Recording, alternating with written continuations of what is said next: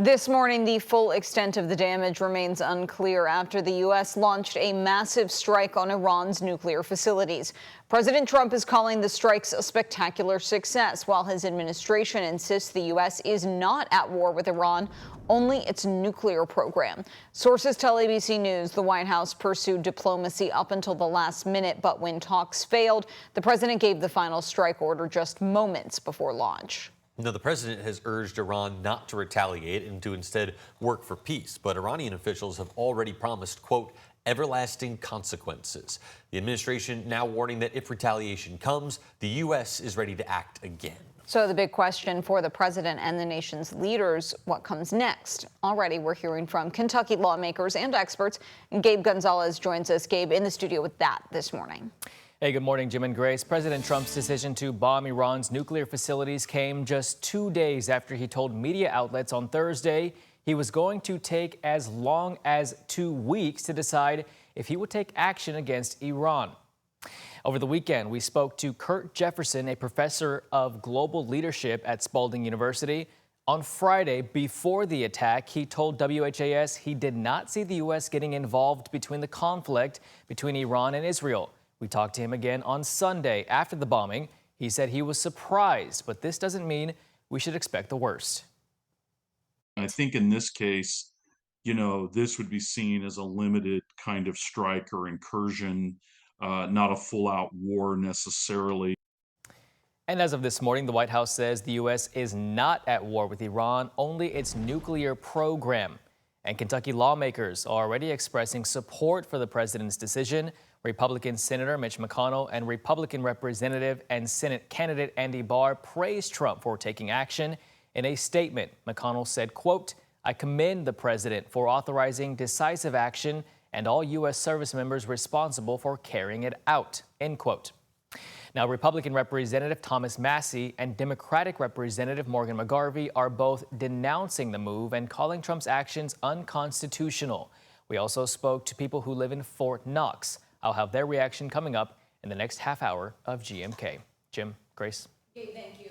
New this morning, a man charged in connection to a deadly bar fight in Okolona is expected to face a judge today. LMPD arrested 28-year-old Christopher Foley yesterday.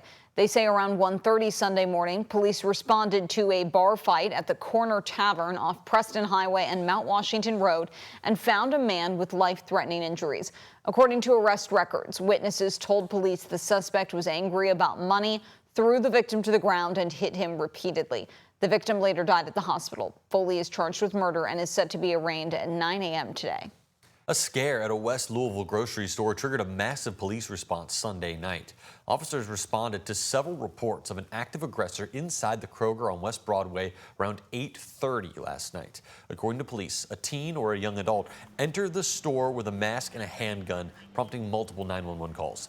A witness inside the store described to us the moment the suspect walked into the store.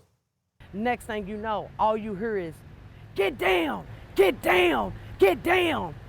So immediately my heart dropped. I felt my body go numb. The only thing that I could think about was protecting this lady and her kids. She told us she did not hear any shots fired, and the LMPD said that there's no evidence that any were. The LMPD says officers were on scene within 60 seconds of the initial call and immediately began clearing the store and 2 neighboring restaurants to ensure the public safety. No victims were found, and police are asking anyone with information to call the anonymous tip line at 574-LMPD. Arson investigators are trying to figure out what caused a massive fire at a car dealership in Oldham County. According to Oldham County Emergency Management, it happened just before 10 yesterday morning at the Glen Dodge Chrysler Jeep Ram dealership in Crestwood. Several major roads in the area had to be shut down for hours, and smoke could be seen for miles. North Oldham Fire Chief Jim Sohan spoke to us about the added challenge of heat.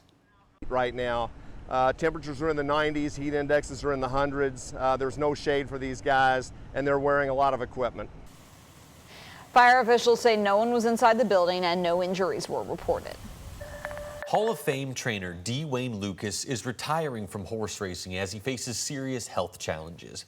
His family says the 89-year-old has been hospitalized with a severe infection and has chosen to return home to spend more time with loved ones. Churchill Downs called him one of the most important figures in thoroughbred racing history, saying that his impact on the sport is immense. We're going to have more on the legacy that he leaves behind a little bit later on here on GMK. The trial of Brooks Houck and Joseph Lawson, charged in connection to the death of Crystal Rogers, begins tomorrow in Warren County. While cameras aren't allowed in court, our team will be there with live updates. Starting tomorrow, legal analyst Nick Mudd joins us nightly at 9 to break down key moments. Download the WHAS11 Plus app to watch on your TV for free.